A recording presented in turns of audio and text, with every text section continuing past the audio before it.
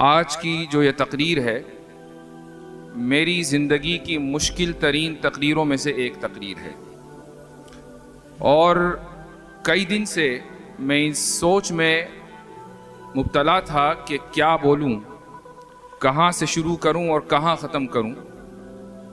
ایک ایسی شخصیت کے تعلق سے گفتگو کرنا کہ جس سے میرا رشتہ صرف علمی نہیں تھا بلکہ نسبی تھا، بہت مشکل کام ہے۔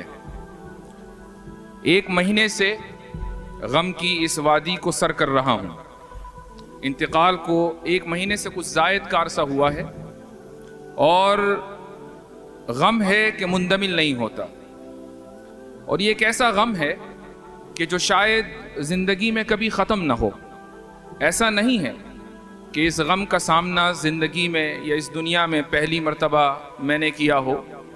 اس مجمع میں موجود بہت سے افراد ایسے ہوں گے کہ جن کو یہ تجربہ ہوا ہوگا۔ وہ تمام کے تمام افراد اس بات کی گواہی دے سکتے ہیں کہ زندگی میں جب یہ خلا آتا ہے تو انسان کو یہ یقین ہو جاتا ہے کہ یہ خلا کبھی بھی پر نہیں ہوگا۔ اس کو اسی خلا کے ساتھ زندگی گزارنی ہے۔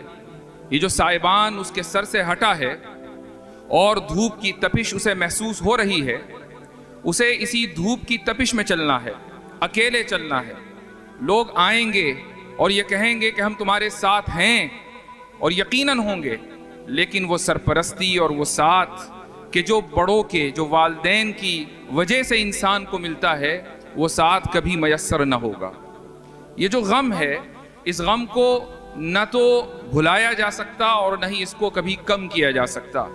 اللہ سبحانہ و تعالی کا یہ بے پایا فضل ہے انسانیت کے اوپر کہ اس نے ہمیں بھولنے کی نعمت سے مالا مال کیا ہے، کہ ہم بعض مرتبہ اپنے غموں کو دنیا کی مصروفیات میں الجھ کر بھول جاتے ہیں، اور اس لیے محسوس کرتے ہیں، ایسا لگتا ہے کہ شاید ہمارا غم ہلکا ہو گیا۔